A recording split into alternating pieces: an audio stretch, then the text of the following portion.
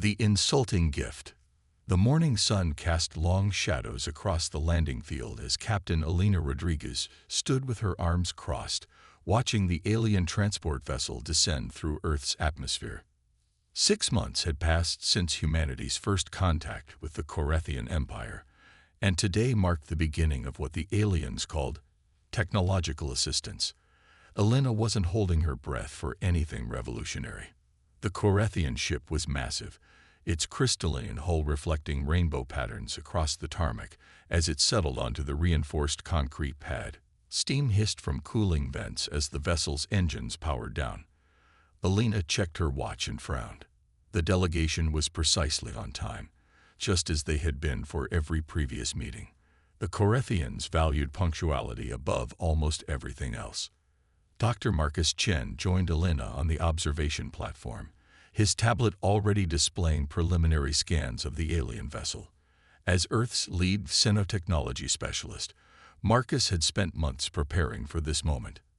His team of engineers and scientists waited in the background, all hoping to glimpse the advanced technology that would supposedly accelerate human development by centuries. "Any idea what they're bringing us?" Elena asked, though she suspected Marcus knew as little as she did. The Korethians had been deliberately vague about the specifics of their gift, mentioning only that it would demonstrate their commitment to human advancement. Marcus shook his head, his dark eyes focused on the ship's cargo bay doors as they began to open. They mentioned components from various civilizations across their empire. Could be anything from medical devices to starship engines. The first Korethian to emerge was Ambassador Thexlar, his tall, insectoid frame moving with the fluid grace typical of his species.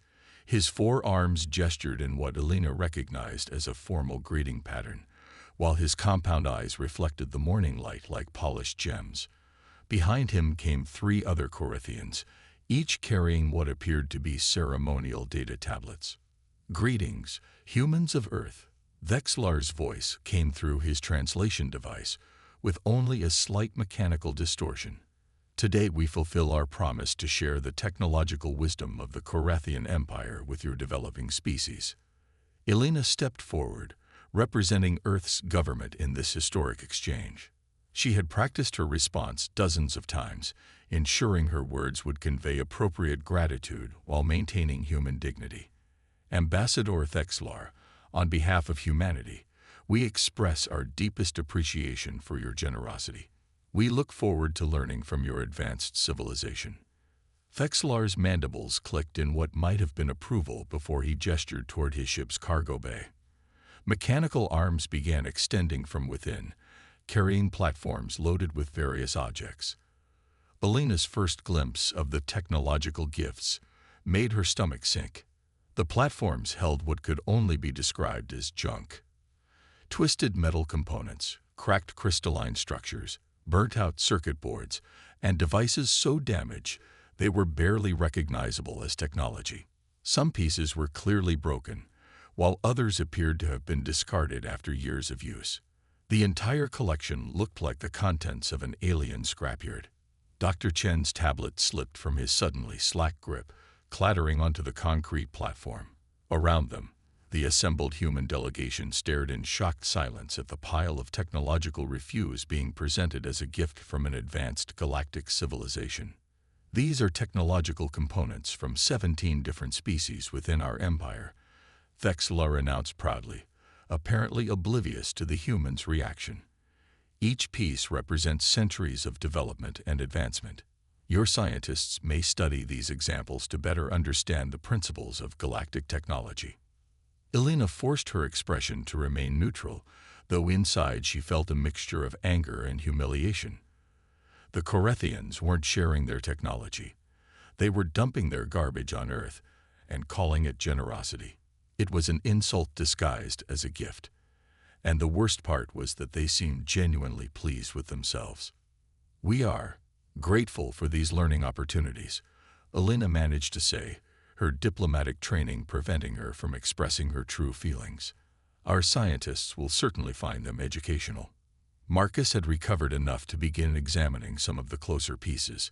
His engineering mind was already cataloging what he saw, despite his initial disappointment.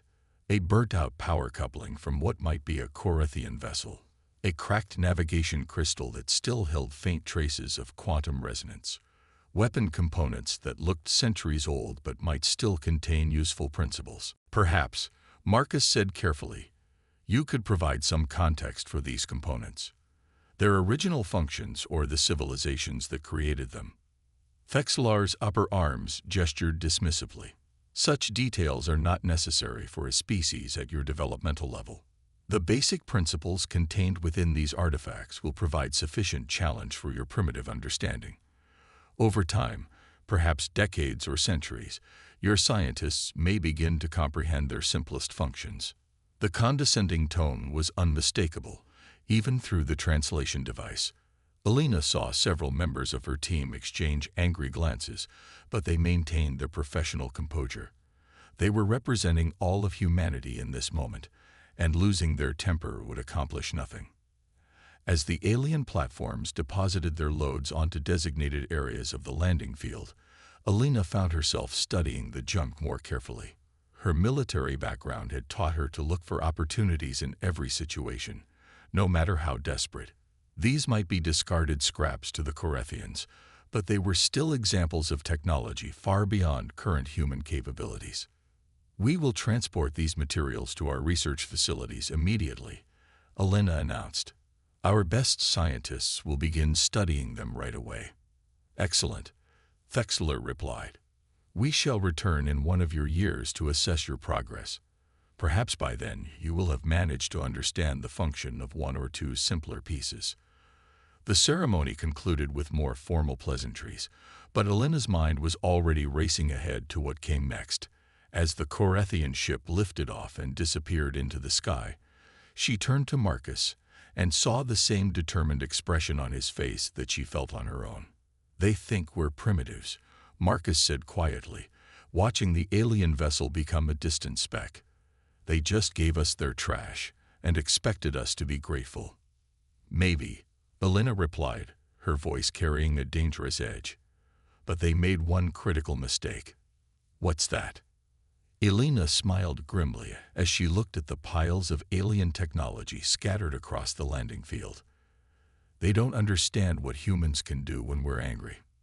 Within hours, the materials were loaded onto secure transport vehicles and moved to a classified facility in the Nevada desert.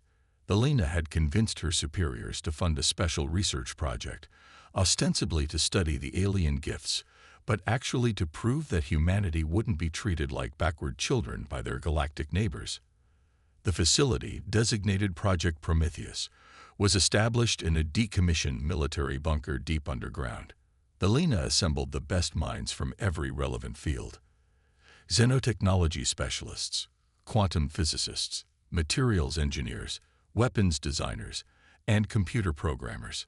She chose people known for their creativity and refusal to accept conventional limitations. Dr. Sarah Kim was the first to arrive, her expertise in alien materials making her invaluable for the initial assessment phase. She had spent years studying the few Corinthian artifacts available through previous exchanges, and her insights would be crucial for understanding the junk pile they had been given. Lieutenant Commander Jake Morrison brought his weapons systems expertise, along with a personal grudge against anyone who underestimated human military capabilities. His analysis of the damaged weapon components revealed that even broken, they contained principles that could revolutionize human defense systems. Professor Amanda Foster arrived with her team of quantum computing specialists, immediately fascinated by the damaged navigation crystals and processing units scattered throughout the collection. Her preliminary scans suggested that even heavily damaged alien computers operated on principles that made human supercomputers look like pocket calculators. The team worked around the clock for the first month, carefully cataloging and analyzing every piece of alien technology. What they discovered exceeded even Alina's optimistic expectations. The Corinthians had underestimated the collection they dismissed as junk. Many components were damaged but still functional, while others contained principles that could be adapted using human manufacturing techniques. Dr. Kim made the first major breakthrough when she successfully powered up a damaged Corinthian energy cell using modified human connections. The cell produced clean, stable power at levels far beyond anything in human technology. More importantly, she discovered that the cell could interface with human systems through careful adaptation of the connection protocols. The beautiful thing, Dr. Kim explained during one of their evening briefings, is that the Corinthians never considered mixing technologies from different species. Each civilization in their empire keeps their technology pure and separate. But we're humans. We've been adapting and combining incompatible systems since we invented fire. Lieutenant Commander Morrison's team achieved similar success with the weapon components. By combining damaged alien beam projectors with human targeting systems and power supplies, they created hybrid weapons that outperformed both the original alien technology and the best human military hardware. Professor Foster's breakthrough came when she successfully linked 3 different alien computing systems through human-designed interfaces. The resulting hybrid computer could process calculations that would take traditional human systems months to complete. The navigation applications alone promised to revolutionize space travel. As the months passed, the Project Prometheus team began to see the bigger picture. They weren't just reverse engineering alien technology. They were creating something entirely new. By combining components from different species with human innovation, they were developing capabilities that surpassed anything in the known galaxy. Elena stood in the main laboratory 6 months after the Corinthian gift, watching her team work on what was beginning to look like the frame of a spacecraft. Not a human spacecraft, not an alien vessel, but something that had never existed before. The design incorporated the best elements from multiple civilizations, connected through human engineering solutions that no other species had ever attempted. How long until we have a working prototype? Elena asked Dr. Kim, who was overseeing the installation of a hybrid propulsion system. Another 6 months for basic functionality, Dr. Kim replied. Maybe 12 for full integration of all systems. We're literally inventing new fields of science as we go. Elena nodded, already planning their next steps. The Corinthians would return in 6 months, expecting to find humanity struggling with basic alien principles. Instead, they would discover something that would change the balance of power in the galaxy forever. The humans had taken the Corinthians' trash and turned it into treasure. More than that, they had proven that human ingenuity and determination could overcome any obstacle, even the condescension of a technologically superior alien empire. As Elena watched her team work through the night, she allowed herself a moment of pride. The Corinthians had tried to put humanity in its place with their insulting gift. Instead, they had provided the raw materials for humanity's greatest achievement. They had given humans scrap, never imagining that humans would turn it into something that would shake the foundations of galactic civilization. The Phoenix rises. 12 months after the Corinthian delegation's departure, the underground facility at Project Prometheus hummed with activity that would have seemed impossible when they first received their pile of alien junk. Elena Rodriguez walked through corridors lined with hybrid technology, each piece representing a breakthrough that traditional galactic civilizations had never achieved. The centerpiece of their achievement stood in the main hangar, a testament to human ingenuity and determination. The UES Defiance stretched nearly 300 meters from bow to stern, its hull a seamless integration of materials from 7 different alien civilizations, bound together with human engineering solutions that shouldn't have worked but did.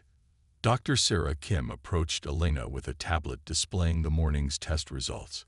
Her face showed the exhaustion of someone who had barely slept in weeks, but her eyes sparkled with excitement. The power core integration is complete. We're getting stable output at 340% of theoretical maximum for any single species system. Elena studied the readings, still amazed by what her team had accomplished. The Defiance's power system combined Corinthian energy cells with Vixillian quantum batteries and Zephyrian plasma conduits, all regulated through human-designed control systems. By galactic standards, it was an impossible configuration that should have destroyed itself in seconds. Instead, it produced more power than any known starship in the galaxy.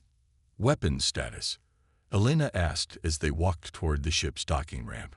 Lieutenant Commander Morrison finished the final calibrations yesterday, Dr. Kim replied. We have functional beam weapons from 3 different civilizations, kinetic projectile systems adapted from Korathian mining equipment, and something entirely new that we're calling a quantum disruption array. Elena paused at the base of the ramp, looking up at the sleek hull that had become humanity's secret weapon. And they all work together. Better than work together. The targeting system creates a synergy effect where each weapon type enhances the other's effectiveness. Morrison estimates our firepower at roughly 15 times what any comparable alien warship could generate. The bridge of the Defiance was a marvel of integrated design, with control stations that accommodated both human physiology and the operational requirements of alien technology. Elena took her place in the captain's chair, surrounded by displays showing system status from throughout the ship. Every indicator glowed green, confirming that their impossible hybrid was ready for its first real test.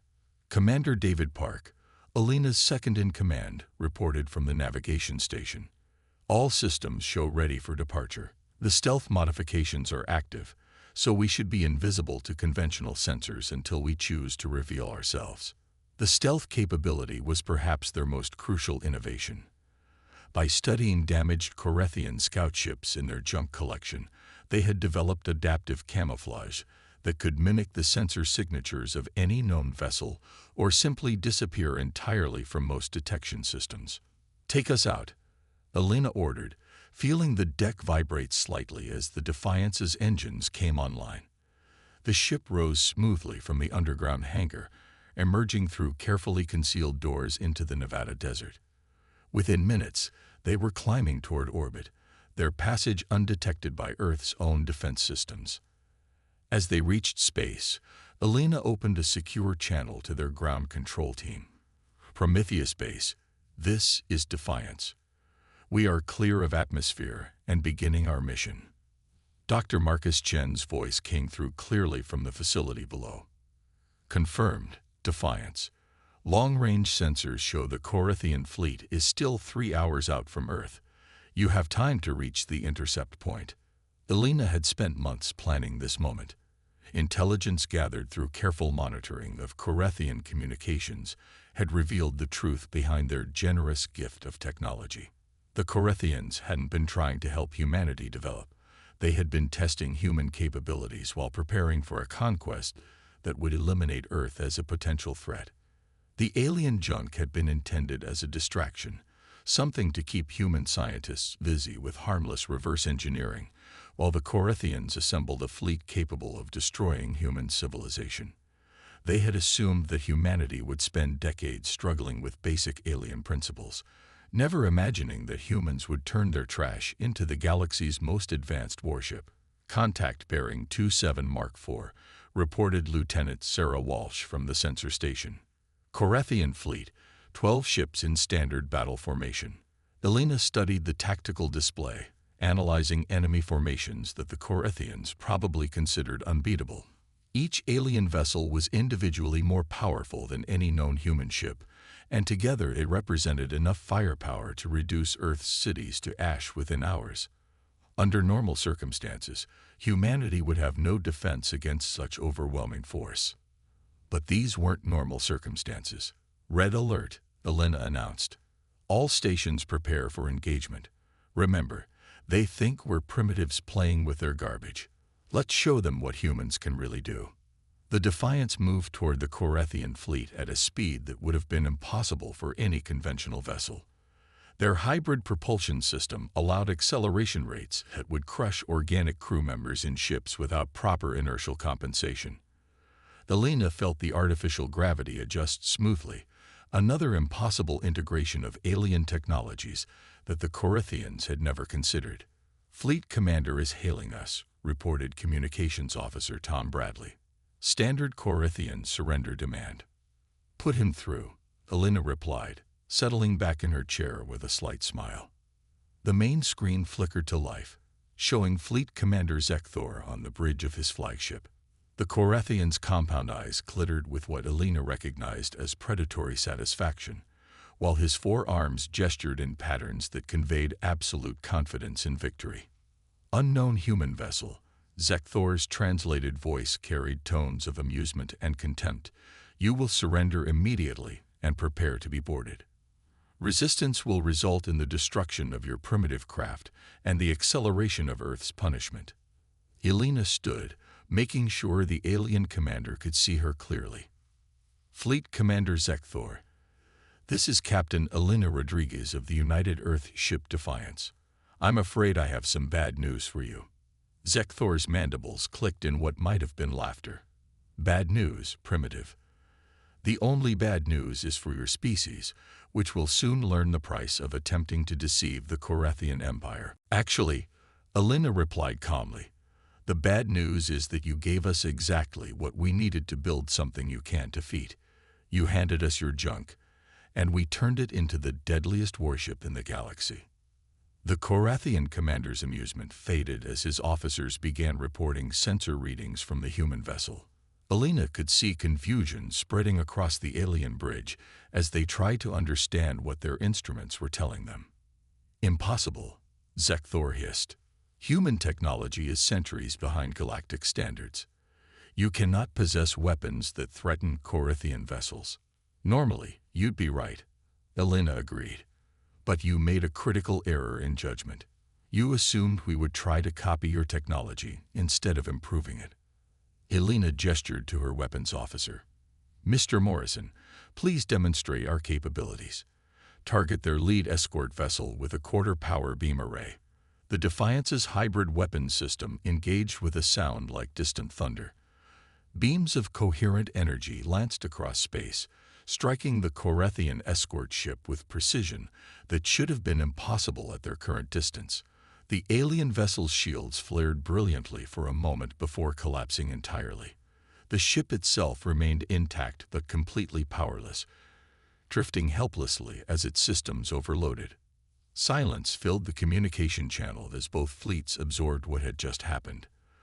Alina had disabled a Korathian warship with a single, deliberately limited attack that demonstrated capabilities far beyond anything the aliens had thought possible. How? Zekthor whispered, his translator barely picking up the stunned question. Hybrid technology, Alina explained, enjoying the alien commander's shock. We took components from 17 different civilizations and made them work together, something none of you ever tried, because you were too proud to mix technologies from different species. Alina moved to the tactical display, highlighting the relative positions of both fleets. Your individual ships are impressive, Commander, but they're built to fight enemies who think like you do. Enemies who accept the limitations of single-species technology. The Defiance suddenly accelerated, moving through the Korathian formation at speeds that made their weapons tracking systems useless. Alina's ship appeared and disappeared on their sensors, the adaptive stealth system cycling through different configurations faster than the aliens could compensate. We study your military tactics from the damaged components in your gift. Alina continued as her ship danced between enemy vessels. Very predictable, very traditional, very easy to counter when you have systems that can adapt in real time. Lieutenant Commander Morrison reported from his station. All enemy vessels are targeted. Quantum disruption array is charged and ready. Alina nodded. Fire. The space around the Korathian fleet suddenly erupted with energy patterns that no known physics should have permitted. The quantum disruption array, built from principles derived from half a dozen different alien civilizations and integrated through human theoretical work, created cascading system failures throughout the enemy formation. One by one, the Korathian warships went dark as their power systems overloaded, their shields collapsed, and their weapons arrays shut down to prevent catastrophic failures. Within minutes, an entire invasion fleet had been rendered helpless by technology they had provided as garbage. Zekthor's image flickered as his ship's systems struggled to maintain communication. This is not possible. Our technology is superior.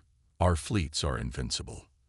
Your technology was superior, Alina corrected. But you gave us the pieces we needed to build something better, something that combines the best of multiple civilizations with human ingenuity. Elena walked closer to the screen, making sure the defeated alien commander could see her clearly. Here's what's going to happen, Zekthor.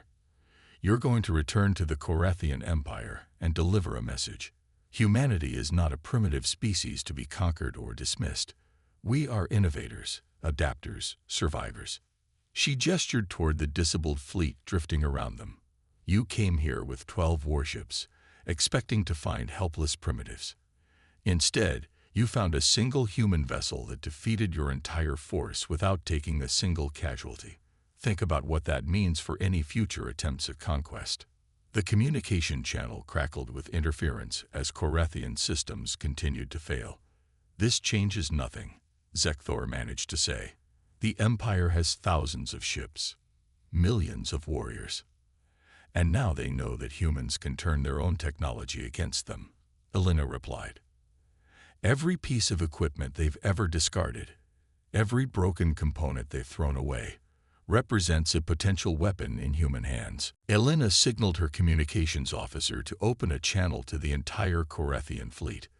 This is Captain Rodriguez to all Korathian vessels. Your ships will be functional again in approximately 6 hours, enough time for you to return to your territory. When you report this encounter to your superiors, make sure they understand one thing clearly.